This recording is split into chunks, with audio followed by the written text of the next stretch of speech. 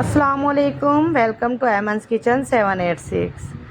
आज एमन्स किचन 786 में मैं आपके लिए लेकर आई हूँ बहुत ही लाजवाब और क्रिस्पी और बहुत ही टेस्टी वेज कबाब की रेसिपी।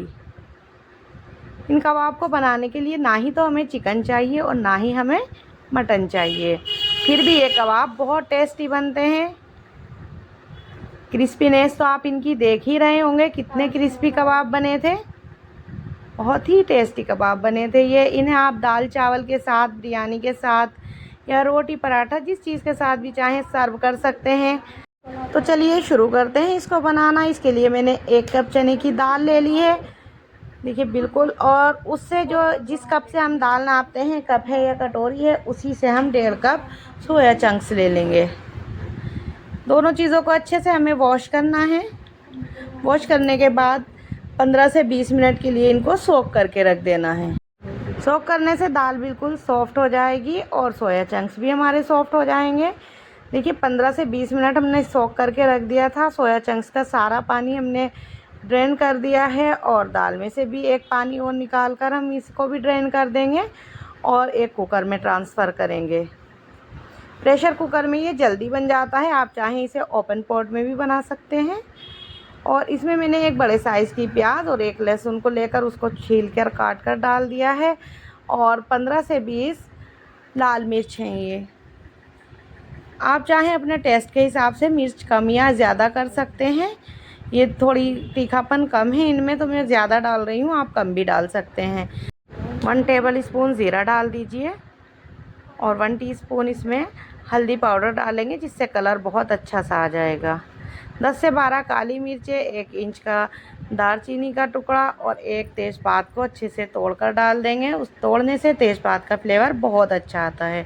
बड़ी इलायची ऐड कर दी है, बड़ी इलायची का भी मुंह खोल दिया है और 4-5 इसके अंदर हमने लौंग ऐड कर दी हैं। 1 कप दाल है, दाल अच्छे से सोख हुई हुई है, तो 2 कप पानी डालकर इसको 4 से 5 प्रेशर आने देते हैं। इतनी देर में हम करते हैं अगली तैयारी। उसके लिए हमने 1 मुट्ठी हरा धनिया और 1 बड़े साइज़ की प्याज, 1 बड़े साइज़ का अदरक का टुकड़ा और 6-7 हरी मिर्च कट कर लेंगे। इनको हमें फ़ाइन चॉप करना है, तो हम चॉपर की हेल्प से कर सकते हैं, बहुत आसानी से हो जाता है।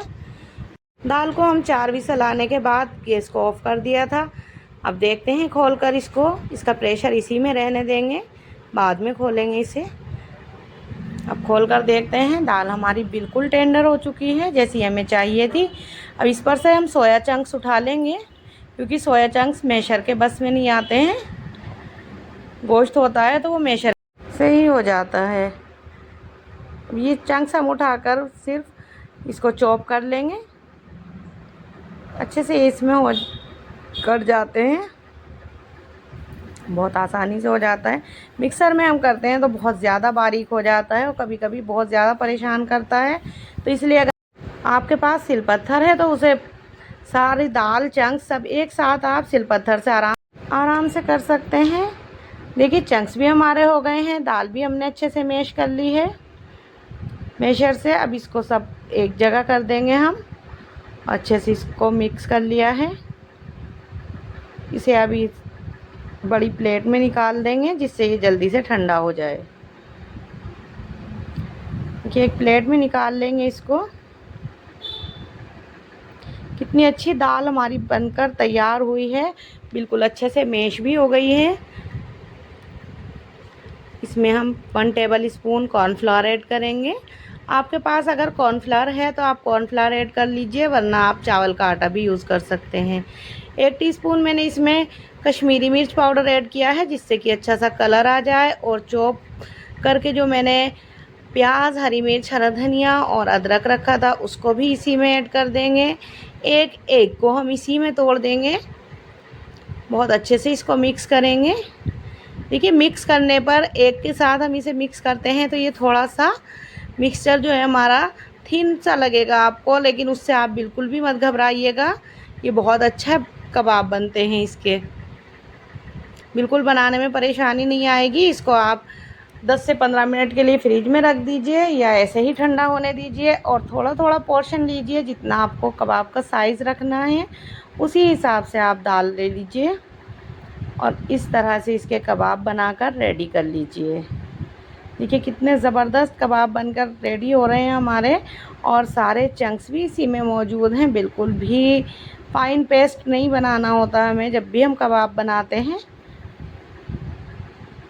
इसी तरह से अगर दाल को हम रखते हैं तो बहुत अच्छे कबाब बनकर तैयार होते हैं, और क्रिस्पीनेस का तो बस पूछिए ही मत। आप अगर कहीं ट्रैवल कर रहे हैं तो आपके लिए सबसे बेस्ट ऑप्शन है, आप इस कबाब को बनाकर ले जा सकते हैं। इस कबाब की शेल्फ़ लाइफ गोश्त के कबाब से ज़्यादा होती है। ये सारे कबाब मैंने बनाकर तैयार कर लिए हैं, सभी को एक प्लेट में रख दिया है। और अब एक पैन में हम ऑयल गरम करने के लिए रख देते हैं। ऑयल हमने गरम कर लिया है, उसी के अंदर हम कबाब ऐड करते जाएंगे। ऑयल हमें अच्छा गर्म करना है। ऑयल पैन में हमें इतना लेना है जिससे कि कबाब हमारा आधा जो है वो उसी के अंदर डिप हो जाए। शैलो फ्राई हमें कबाब करने हैं, बिल्कुल भी कम ऑयल में नहीं करें और ना ही ज़्यादा ऑयल लेना है हमें। देखिए एक साइड से अब ये सिकते हुए 3 से 4 मिनट हो गए हैं, तो हम इन्हें फ्लिप कर देते हैं। ये कितनी अच्छी तरह से सिक रहे हैं, ये बहुत अच्छे से सिक रहे हैं। इसी तरह से हम दूसरी साइड से भी 3-4 मिनट के लिए कर लेंगे, और इनको बिल्कुल भी हाई फ्लेम पर नहीं सेकना है, स्लो फ्लेम पर ही सेकेंगे।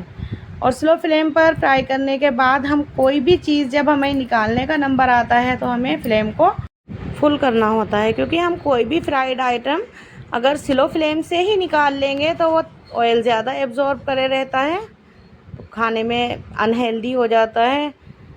इसलिए हमें फुल फ्लेम करके इसका ऑयल सारा रिलीज़ कराना होता है पैन में ही, तभी निकालें। फ्लेम को फुल करके ही निकालें। कोई भी चीज़ आप फ्राई कर रहे हैं, स्लो फ्लेम पर अगर आप फ्राई कर रहे हैं तो जब निकालने का नंबर आता है तो उसे फ्लेम को फुल कर दीजिएगा। उससे क्या है कि सारा ऑयल जो है पैन में ही रिलीज़ हो जाता है इसका। देखिए कितने सूखे सूखे से लग रहे हैं कबाब, आपने देखे हैं, बिल्कुल ड्राई कबाब लग रहे हैं, क्योंकि ऑयल बिल्कुल भी नहीं आया है इसके अंदर, जबकि हमने इतने सारे ऑयल में फ्राई भी किए हैं इनको। सारे कबाब हमारे बनकर तैयार हो गए हैं। आप चाहें तो इन्हें ऐसे भी सॉस के साथ खा सकते हैं, चाय के साथ खा सकते हैं, या दाल चावल बिरयानी के साथ तो सबसे बेस्ट ऑप्शन है। आपको मेरी रेसिपी कैसी लगी? आपको रेसिपी पसंद आए तो प्लीज़ मेरी रेसिपी को लाइक, शेयर और मेरे चैनल एमन्स किचन 786 को ज़रूर सब्सक्राइब करें, और मेरी रेसिपी को ट्राई करने के बाद फीडबैक देना और हाइप ज़रूर दीजिएगा। Thanks for